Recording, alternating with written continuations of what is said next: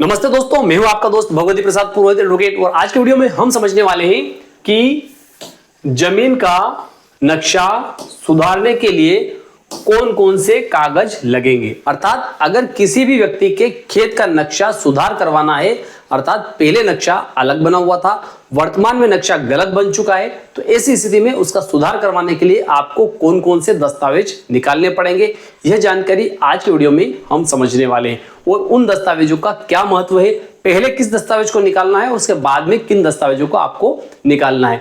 तो आइए वीडियो को शुरू कर लेते हैं। आप चैनल पर नए हैं तो चैनल को सब्सक्राइब करें, वीडियो को लाइक करें और अधिक से अधिक लोगों तक इसको शेयर करें। आइए वीडियो को शुरू कर लेते हैं। ठीक है दोस्तों, इसके लिए सबसे पहले हमें जो निकालना पड़ेगा दस्तावेज, वह दस्तावेज होता है, सबसे पहला दस्तावेज जो रहता है वह रहता है नया खसरा और B1। क्या रहता है? नया खसरा और B1।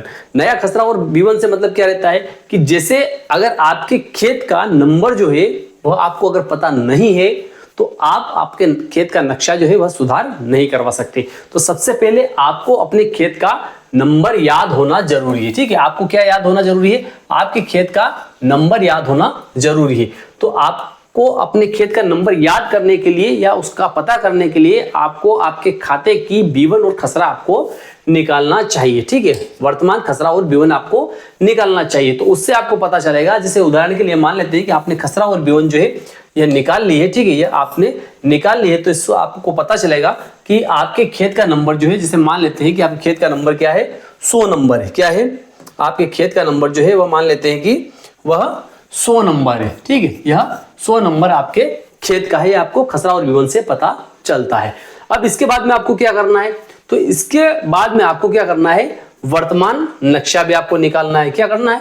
वर्तमान नक्शा भी आपको निकालना है। ठीक है, अब आपके पास में क्या आ चुका है? खसरा आ चुका है, ठीक है, B1 आ चुका है और आपके पास में वर्तमान नक्शा भी आ चुका है। अब इससे आपको पता चलेगा कि आपकी जमीन जो है वह खसरे में कितनी है और नक्शे में कितनी है। ठीक है, अगर यहाँ पर अगर कोई डिफरेंस है तो इस स्थिति में आप क्या कर सकते हैं, उसके सुधार के लिए आगे की कार्यवाही कर सकते हैं। तो नया नंबर जो रहता है, वर्तमान नंबर जो रहता है, ठीक है, इसके आधार पर आप क्या कर सकते हैं, रीनंबरिंग सूची निकाल सकते हैं। क्या कर सकते हैं? रीनंबरिंग सूची निकाल सकते हैं। अब रीनंबरिंग सूची क्या रहती है? तो देखिए भैया, रीनंबरिंग सूची जो रहती है वह दस्तावेज रहता है कि जिसमें इस बात का वर्णन रहता है कि वर्तमान में आपकी जमीन का जो नंबर है, जैसे मान लेते हैं कि वर्तमान में जो जमीन का नंबर है वह 100 नंबर है। ठीक है, तो इसका पुराना नंबर क्या था? ठीक है, इसका पुराना नंबर क्या था वह रीनंबरिंग सूची में बताते हैं। ठीक है, जैसे मान लेते हैं कि 100 नंबर जो है ये वर्तमान है। ठीक है, क्या है? ये वर्तमान नंबर है। तो इसका पुराना नंबर जैसे मान लेते हैं कि इसका पुराना नंबर जो है वह क्या था, तो पुराना नंबर जैसे मान लेते हैं कि ये पुराना नंबर जो है वह पुराना नंबर यहां पर 40 था। ठीक है, क्या था? पुराना नंबर इसका 40 था। तो इस बात को प्रमाणित करने के लिए रीनंबरिंग की आवश्यकता रहती है।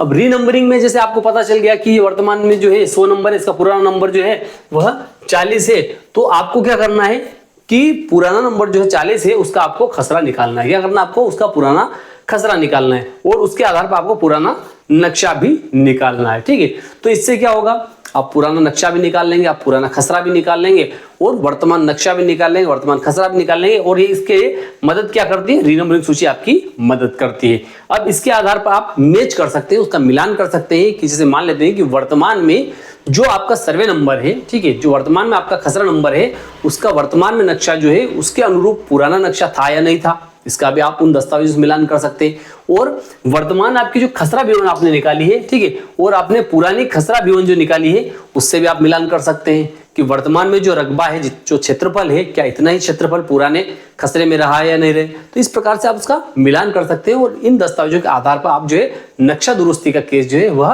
पेश कर सकते हैं। तो देखिए दोस्तों, ये दस्तावेज आपको कहां से मिलेंगे यह भी जानना जरूरी है। तो जो वर्तमान खसरा और B1 जो रहता है, अर्थात वर्तमान में जो नंबर है आपकी जमीन का, यह आपको लोक सेवा गारंटी केंद्र से प्राप्त हो जाएगा। ठीक है, और जो वर्तमान नक्शा है इसकी भी काफी आपको लोक सेवा गारंटी केंद्र से प्राप्त हो जाएगी।